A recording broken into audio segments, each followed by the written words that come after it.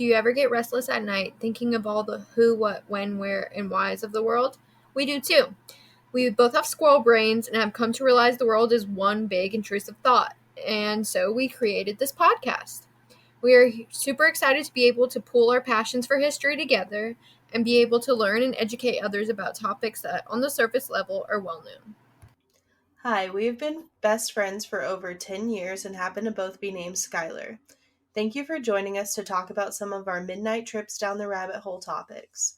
If you are here listening from the start, thank you. And with that, let's get to today's topic. What do our exes, a Greek demigod, and daffodils have in common, you ask?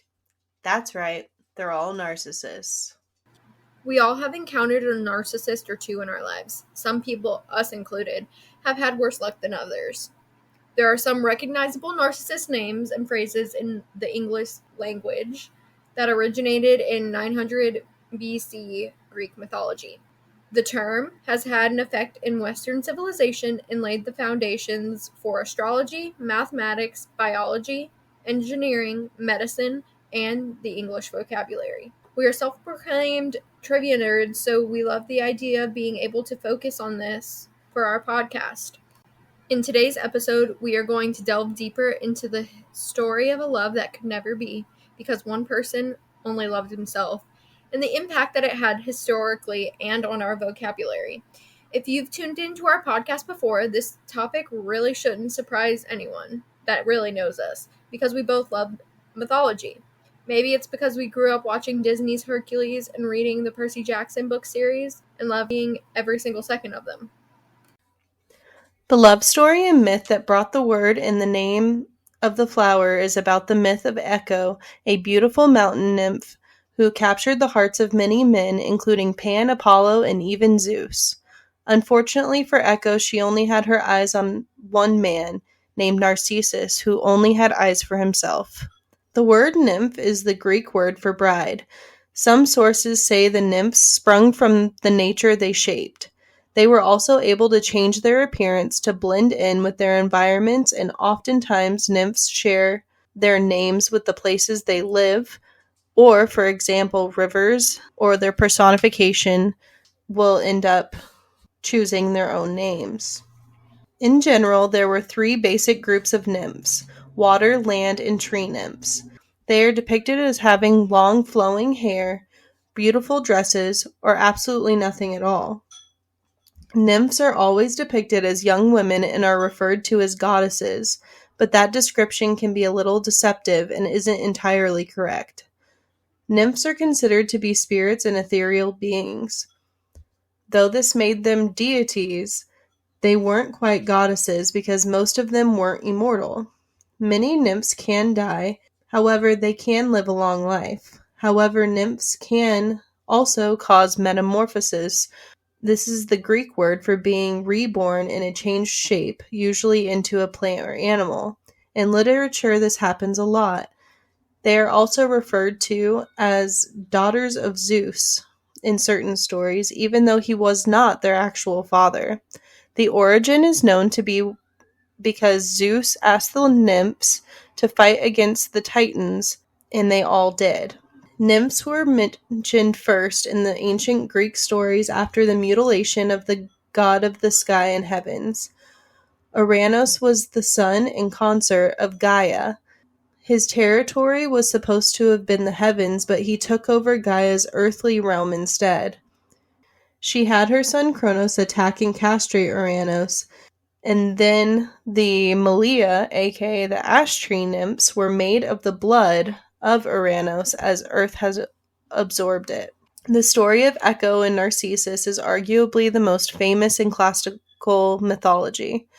Although the story of Echo and Narcissus is known as a stereotypical Greek myth, the introduction of Echo into the tale of Narcissus appears to have been the writing of a Roman poet, Ovid, in his Metamorphoses. Echo has her own story and was only associated with Narcissus by the Romans rather than the original Greeks, who came up with the figures of Echo and Narcissus to start. Roman poet Ovid and the 2nd century Greek poet Longus, even today, have shaped the English word echo. This is directly connected to their story. The Greek version does not include Echo. Instead of Echo, there is a male equivalent, Amenius. Narcissus rejected all of his male suitors and gave his friend Amenius a sword, which Amenius used to kill himself over his unrequited love for Narcissus. The Greek myths are over 2,000 years old. In their earliest forms, they're likely even older than that. Many stories from Greek mythology and phrases derived from those stories are part of our everyday speech. Narcissus inspired the adjective narcissistic and the noun narcissism to describe the sort of behavior which he himself exhibited a telltale sign of. The word narcissistic is often used to refer to someone who is self-centered. The word comes from the ancient Greek myth about Narcissus, an exceptionally handsome young man who fell in love with himself while staring at his own reflection. His name lives on today in psychoanalysis of narcissistic personality disorder, the Greek myth of Narcissus. Narcissism is derived from Narcissus, and both words derive from the Greek word narc, meaning numb, which is where the word narcotic comes from. In Freudian psychiatry and psychoanalysis, the term narcissism represents excessive self-esteem and self-involvement, a condition that is usually a form of emotional immaturity. Narcissistic individuals feel a sense of superiority and will fantasize about personal successes and even believe they deserve special treatment. When you're the center of your own attention, everything else seems unimportant. With that being said, the opposite can also be true. Codependency, or a person manifesting low self-esteem and a strong desire for approval, has an unhealthy attachment to another, often controlling or manipulative person, and can be equally detrimental. Being hyper-focused on someone may make you neglect your own needs to satisfy theirs. The fable of Echo and Narcissus was meant to teach a lesson. For the Greeks, Narcissus symbolized vanity and insensitivity, since he was so unemotionally unavailable to feel and reciprocate the love of others. Echo's name was used in ancient Greek literature before the nymph of Echo and Narcissus story came along. So Echo was named after the sound of echoes. First, we will talk about Echo, a social butterfly that was known for her musical gifts inspired by the Greek muses. You know the muses, even if only from Disney's Hercules, but they are also from our Greek stories. The movie is known for spotlighting the gods and goddesses of Greek mythology and giving kids a glimpse to what they will learn in their later years about mythology in school, as well as stories. Echo loved talking with her fellow sisters in the woods. Everyone loved her good-natured spirit, and no one ever complained about her chatterbox tendencies. If you've seen our astrology episode, you know Zeus is a player. Zeus also had an affair with some of the other nymphs, to which Hera became suspicious of her husband. While Zeus was out in the forest, his very jealous Hera came to investigate. Zeus used Echo's love of communicating with others to his advantage. He begged Echo to stall so that he could escape his indiscretions without being seen by his wife. Echo distracted Hera by telling stories. By the time Zeus had escaped, Hera realized that she had been tricked by the nymph and was very angry. The always jealous Hera cursed Echo. Echo was doomed to only repeat the words of others for the rest of her days. You can probably see where this is going. This is where the word echo came from. Echo ultimately comes to her undoing because of her love for Narcissus, the self-absorbed, self-loving, mortal son of gods. His name forms the basis for the word narcissist. He was an attractive young man, a demigod, who was the son of a nymph named Liriopol, and the river god and personification of the river, Cephisus. He grew up in central Greece, and as a baby, Narcissus' mother was warned by a blind seer, Tiresias, that the boy would live a long life as long as he never got to know himself. However, Narcissus never found anyone he thought was as attractive as he was. By the time he turned 16, he had many admirers and left a slew of broken-hearted men and women wherever he went. Instead of trying to find love, he preferred to walk along the hillsides in the forests. In one version of the story, Narcissus's self-love is actually the result of a curse.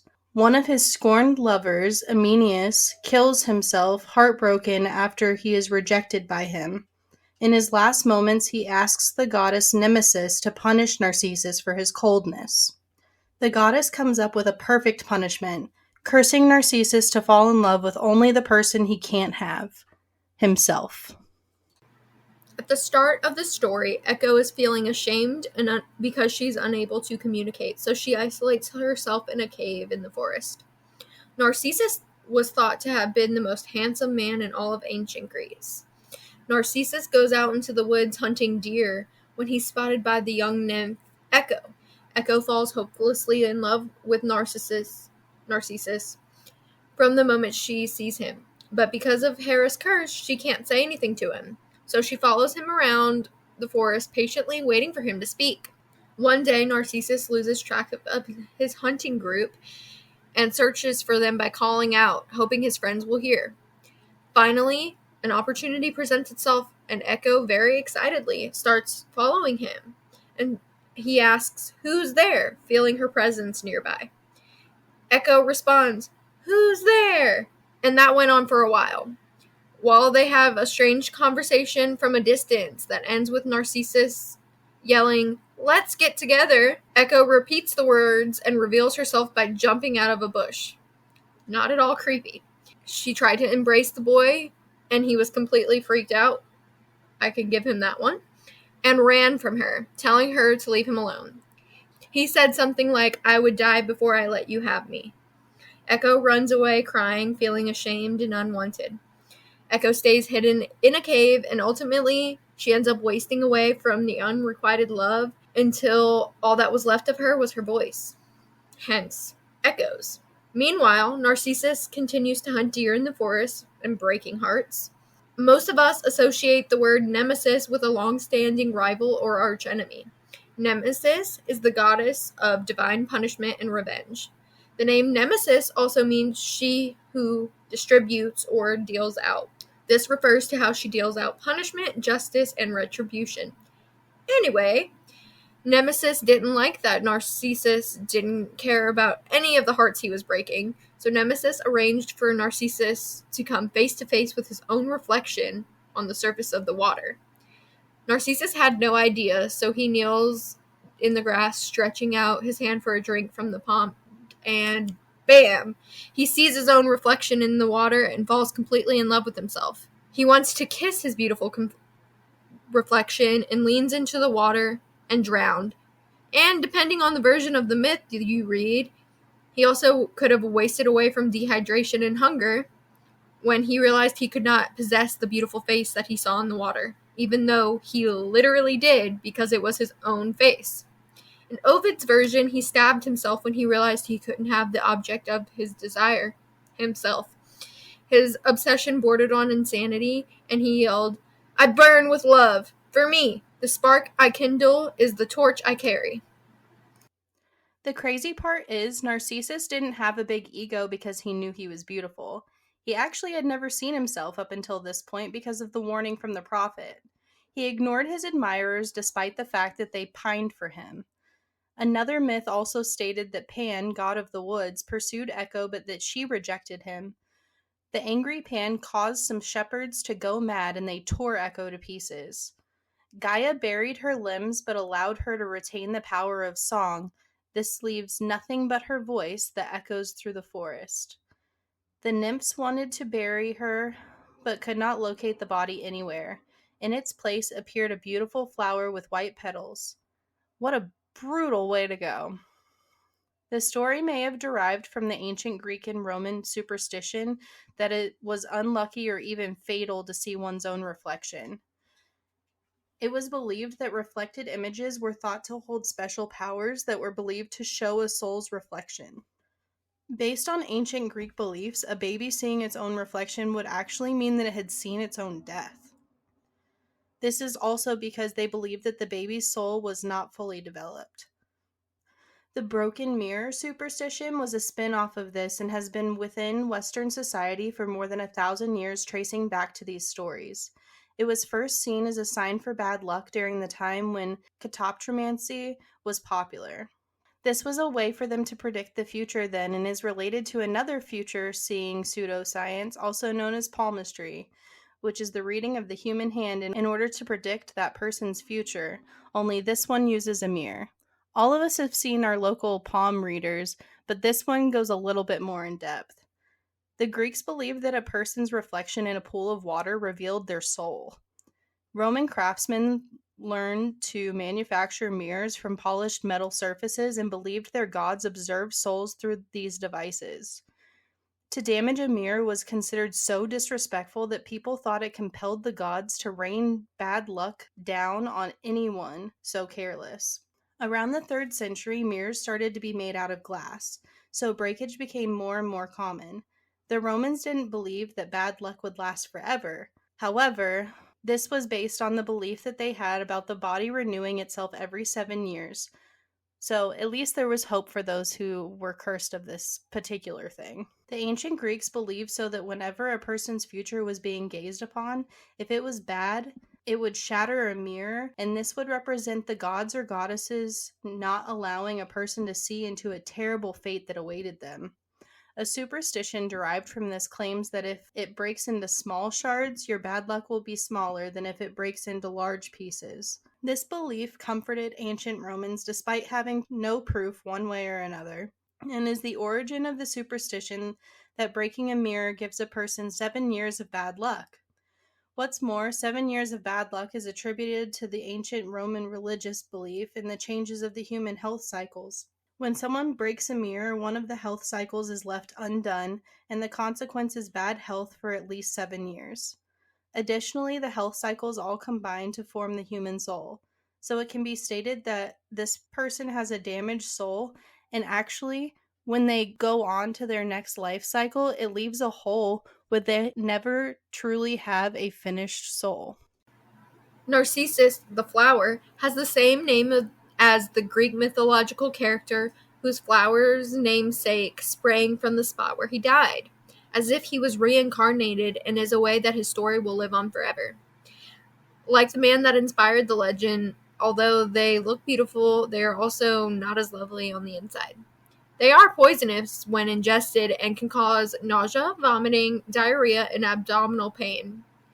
These symptoms are usually not life-threatening and resolve within a few hours. Nonetheless, though, not the nicest of flowers. Narcissus flowers are known for their naturally rich floral aroma that is reminiscent of dark green leaves with traces of hyacinth and jasmine. So, think of a clean springtime scent. Unfortunately, through breeding many varieties, today they have lost their scent and they are toxic to humans if and when ingested. For this reason, they are not used in many herbal remedies like many other flowers used in tea, tinctures, and oils. Despite that, perfumers use narcissus in perfumes and herbalists use them in essential oils. The essential oil is often labeled with its Latin name, Narcissus poeticus. The narcissus plant contains alkaloids which can act as a sedative if consumed.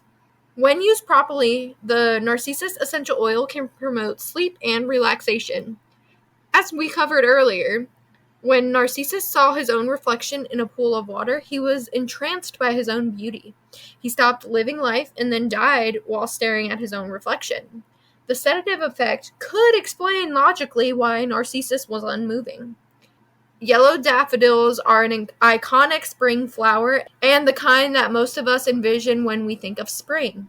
However, these cheerful flowering bulbs do come in many colors. There are approximately 50 species of the narcissus flower, which belongs to the genus Narcissus. These include flowers from the daffodil and jonquil families as well as other species. They are available in several combinations of white, pink, and orange, with or without yellow, and in intense and pastel shades. Narcissus flowers are one of the first flowers we see blooming after the cold winter. They are planted between September and October the previous year, and the bulbs develop roots before the beautiful yellow and white flowers burst out in the following spring from February to early May. The narcissus flower has symbolic associations including new beginnings, renewal, optimism, grace, hope, inspiration, and self love. Since they generally start to bloom in March and early April, the narcissus flower is associated with the birth month of March and the astrology sign of Pisces. Pisces people are selfless and spiritual. As a flower of creative and spiritual inspiration, the narcissus is the perfect symbol to go along with the zodiac sign of the fish. But we will talk more about that soon. The legend lives on through the flower, and it just might be something we think of the next time we see daffodils. Thank you for joining us for this episode of our podcast. We thought this episode was a great break from the heavier topics and something we could have a little fun with. We appreciate those of you who have been tuning in for our new episodes bi-weekly, as well as those of you who have joined us just now. While we always have topics that keep us up at night, we are hoping that our trips down the midnight rabbit hole will continue to bring to light stories and facts of the past to all of you. Make sure to check us out on Instagram for clues about the next episode in 2 weeks.